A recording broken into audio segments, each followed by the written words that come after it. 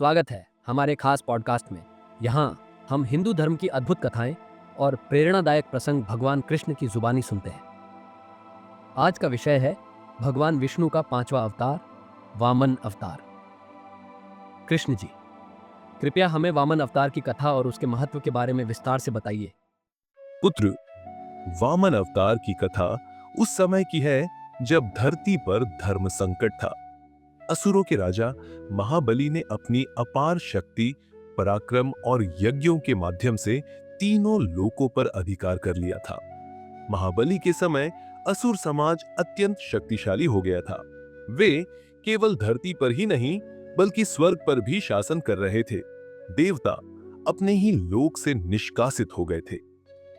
इंद्र, अग्नि और वरुण जैसे देवता छिपने पर विवश हो गए थे। महाबली केवल एक पराक्रमी राजा ही नहीं बल्कि अत्यंत दानशील और धर्मपरायण भी थे। वे अपने प्रजाजनों का विशेष ध्यान रखते थे। उनके राज्य में कोई भी दुखी नहीं था। उनके दरबार में हर याचक अपनी इच्छा पूरी कराकर ही लौटता था। लेकिन धीरे धीरे यह दानशीलता अहंकार में बदलने लगी।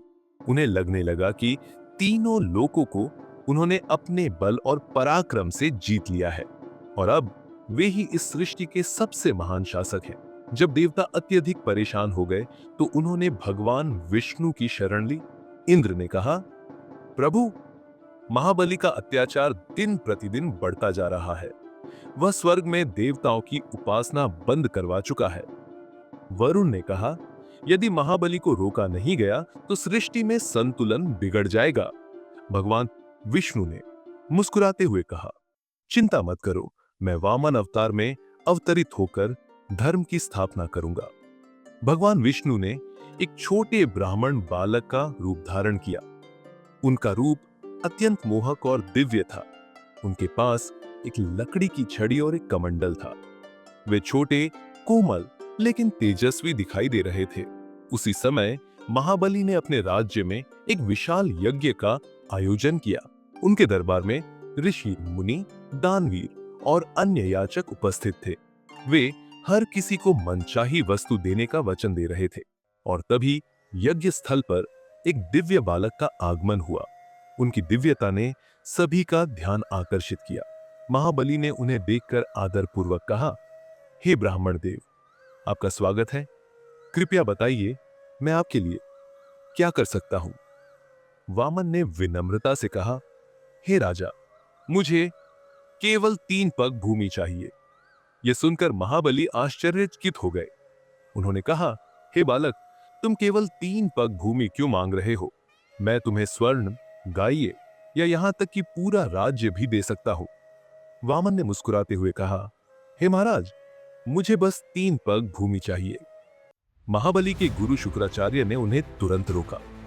उन्होंने कहा, राजा, यह साधारण बालक नहीं है। यह स्वयं भगवान विष्णु है। ये तुम्हारी परीक्षा लेने आए हैं। यदि तुमने यह वरदान दिया तो तुम्हारा सर्वस्व चला जाएगा। महाबली ने कहा, गुरुदेव, यदि यह स्वयं भगवान विष्णु है तो मेरे लिए यह सौभाग्य की बात है। मैं अपनी प्रतिज्ञा से पीछे नहीं हट सकता। जैसे ही महाबली ने अपनी प्रतिज्ञा पूरी की, वामन बालक ने अपना विराट स्वरूप धारण किया। उनका शरीर आकाश और पृथ्वी को छूने लगा। उनकी आंखें सूर्य और चंद्रमा के समान तेजस्वी थीं। पहले पग से उन्होंने पूरी पृथ्वी को नाप लिया। दूसरे पग से उन्होंने आकाश को नाप लिया। अब तीसरे पग के लिए कोई स्थान नहीं बचा था। भगवान विष्णु ने महाबली से कहा, अब मैं अपना तीसरा पग कहां रखूं? महाबली ने विनम्रता से उत्तर दिया, हे भगवान, मेरा अहंकार, मेरा राज्य और मेरा शरीर सब आपका है। कृपया अपना तीसरा पग मेरे सिर पर रखें। भगवान विष्णु ने प्रसन्न होकर उनका सिर अपने चरणों से स्पर्श किया। फिर उन्होंने कहा, हे महाबली, तुम्हारी भक्ति और दानशीलता अतुलनीय है। मैं तुम्हें वरदान देता हूं कि तुम पाताल लोक के राजा बनोगे, लेकिन तुम्हारी गाथा हमेशा अमर रहेगी।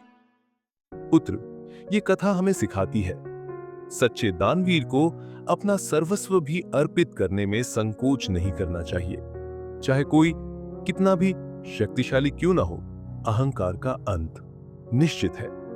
भगवान हमेशा अपने भक्तों के साथ रहते हैं और उनकी परीक्षा लेकर उन्हें प्रेरित करते हैं।